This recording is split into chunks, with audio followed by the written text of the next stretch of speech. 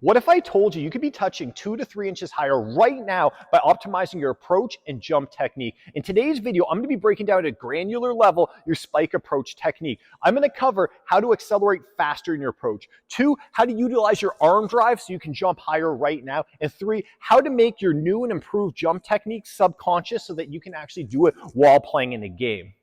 But first, who am I? I'm Coach Reed Hall. For the past 13 years, I've been helping volleyball players jump higher and gain strength intelligently. I'm a former undersized Team Canada beach volleyball player, and because I was undersized, I had to maximize my spike touch at all costs. Anyways, guys, there's going to be some serious gems in this video that you do not want to miss because you'll be able to apply these things right now. If you're not already doing so, make sure to subscribe to Reed's Workouts. Hit that subscribe button below as I release a ton of volleyball content all about how to help you jump higher and gain strength intelligently.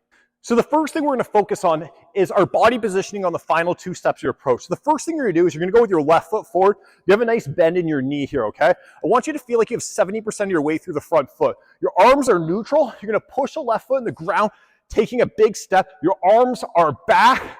When I step through, my arms lead my hips on the jump, but it's also important that we're loaded through this back leg. So let me review that. Bend in your knees, left foot forward.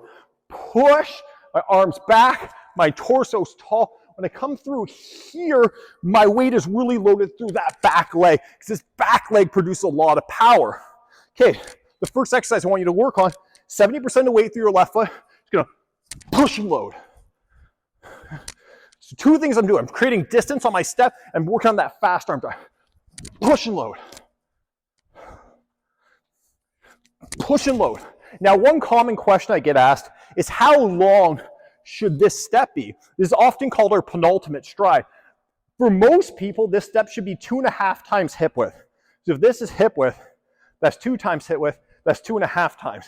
So for most people, it's 2.5 times hip width. Now the second thing, our arm drive, if you master your arm drive and the time of your arm drive, you can touch higher right now.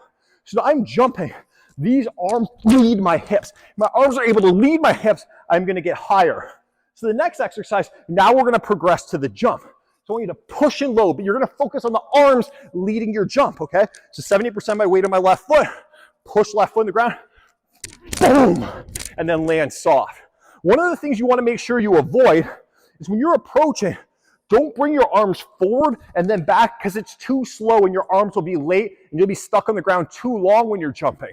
So I want to make sure 70% of my weight through my left foot, push, load, jump high, and land soft. So this next part is really, really important. Now we need to make this approach subconscious. And what I mean by that is we're doing the technique that we worked on, but we're not having to think about it. So when you approach and jump, the number of steps you use will be variable. Sometimes you'll use 2 steps, 3 steps, 4 steps, or even more. Even the distance you jump on your approach can depend on what type of ball you're attacking. So what I'm going to do here is I'm going to put down 2 landmarks. I'm going to put down this red band right here. I'm going to put down this green band here.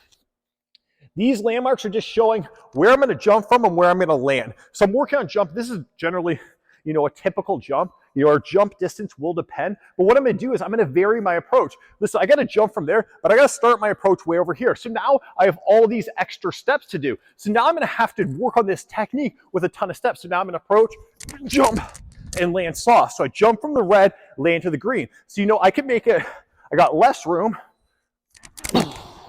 I got more room. I got more steps. I can come all the way out here because sometimes I have to pass the ball. I'm going to get here, then I'm going to approach and go. But what happens when you practice this with more steps, your body learns how to optimize the footwork, right? Because what a lot of volleyball players will do is they'll perfect their approach technique, work on just 2 steps or 3 steps. They'll go in the game to hit a ball, and all of a sudden they got to take 4 steps, 5 steps. There's more steps they need to do, and their technique goes out the window. Now, the next thing we're going to do is we're going to vary the distance that we're going to jump from. So for example, if I'm set a very tight ball in volleyball, I'm going to approach, I'm going to jump very straight up and down. To be very little forward travel. If I'm going to hit a ball in the backcourt, I'm going to be jumping, taking off, and be jumping a lot further forward. So what I'm trying to say is the distance that you jump when attacking a ball will vary as well. So now I'm going to change the distance. I'm actually going to make them closer. So I'm going to simulate the ball is set very tight. So you can see the red and green are now close together. So now I'm going to come here, pass, I'm going to approach, clamp. And you see now I jumped very straight up and down. So we want to with different jumping distances.